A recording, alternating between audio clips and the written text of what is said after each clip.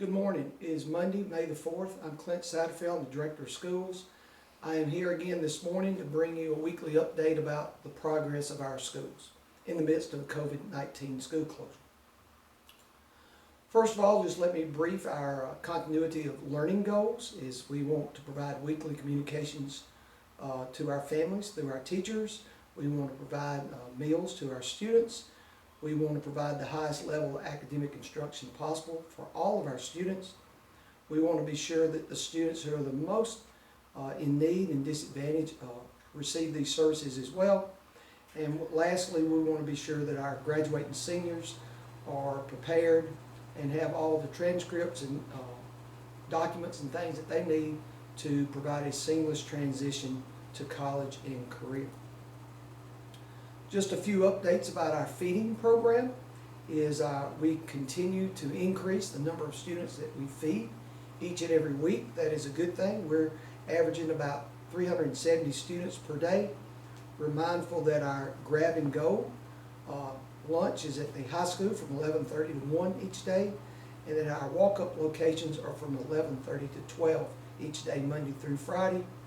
And this week we began some limited deliveries out to some rural areas of the county, so families hopefully be looking for those vans. We'll not be using school buses, but we'll be using minivans for that. And we will continue to feed our students through Wednesday, May the 20th.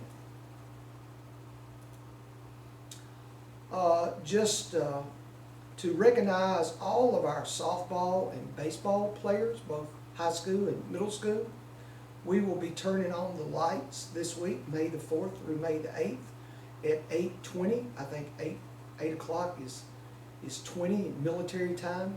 So 8:20 represents the year 2020, and we'll be have our lights on for 20 minutes each night this week to recognize our baseball and softball teams whose season would have been cut short, and also to remember that this will be the week of our district tournaments, which we sorely miss. Just some updates about our student registration. We've covered these each week, but our high school registration for our present 8th, 9th, and 10th, and 11th graders who are moving up a class for next year, hopefully that registration has taken place. If it has not, you need to contact Jessica Cunningham at tcschools.org, and she'll be glad to work with you. Our students who are presently in kindergarten through the 7th grade will be automatically rolled up into our students' attendance system, so there's no need for parents to have to do anything on that behalf. For new students that will be entering grades 1 through 12 next year, we are presently developing a online registration form, and once we get that done, we'll be able to give you more information about how to register new students in the forthcoming future. For our pre-K and Head Start registration, that begins today and it runs through May the 20th. This is very important. We'll be putting this on our website this morning, this same information, but you are to contact Ms. Sharon Bronner with Head Start, and there are 2 numbers there that you can reach her. She will, once after she talks to you, she gets your address, she will be sending you a paper application to your home for which you will resubmit to her, and that way we don't have any person-to-person contacts in the midst of the COVID-19 crisis. There are 6 steps that parents will have to do, and that'll also be on our website, and Ms. Bronner can tell you about those 6 steps. Our kindergarten registration will be coming up soon. We have set a date of May the 18th through June the 30th, and once we get the online application completed, we'll be providing more information to our parents. We will provide an online registration and also a paper application similar to what Head Start and preschool is doing. Just to remind you about our continuity of learning plans is, yes, our physical plant schools are closed, but education continues. We have 2 more weeks.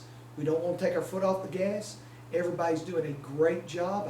I actually ran into some students this weekend and they want to know where they're going to have to make up the time for which we've missed. And I go, no, that's what we're doing right now. So you don't have to make up the time. So basically we have 2 weeks of school left. We've had a lot of good response from our families, our parents, and our teachers. I'm amazed at the work that our community and our teachers have done.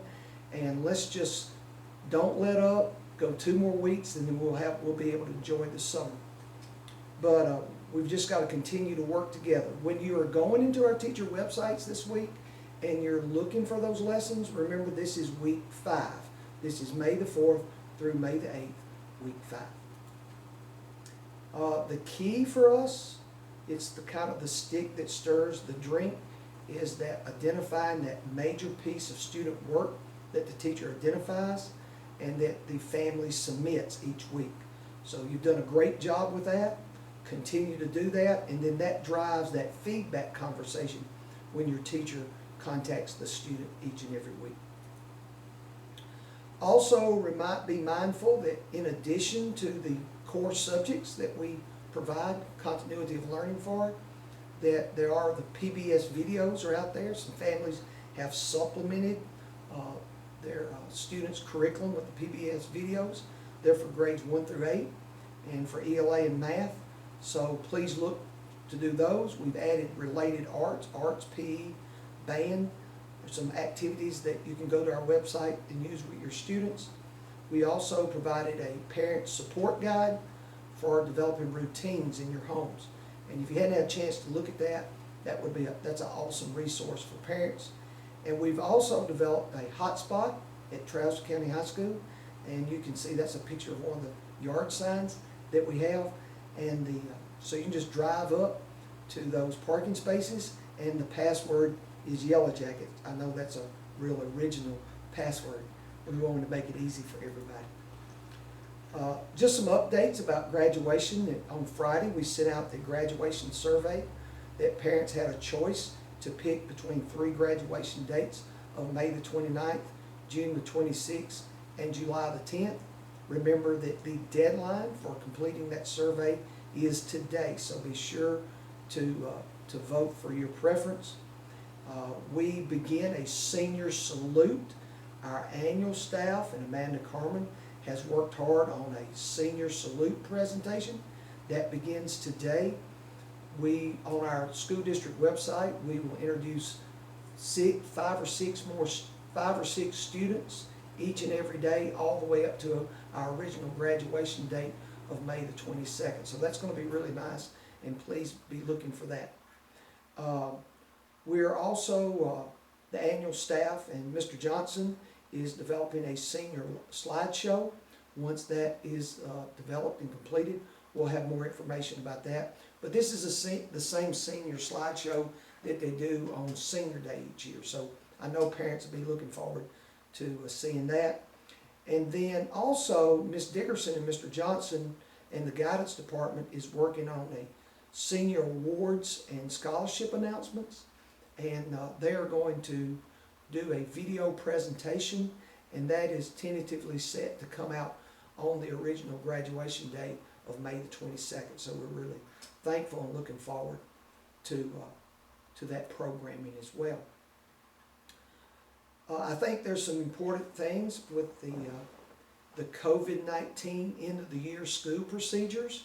I think there's some items that belong to the school that are in your house, and I think there's some things that belong in your house that are presently in the schools. So we need to make a little swap. One of those is our medicine pickup day. That is today, and that is from 8 to 3 for both the middle and the high schools, and that is held at the middle school. And then at the elementary school, that will be from 11 to 6. That's held at the elementary school, and we ask you to please come to the Sam Beasley side. That is the side where parents pick up their students each and every afternoon. Please be mindful is that we do not want to keep your medicines, and medicines that are not picked up will be destroyed. Also is, again, our baseball and softball seasons were cut short. but there's a lot of equipment that belongs to the school that we need, uniforms in particular, that needs to be returned to the school.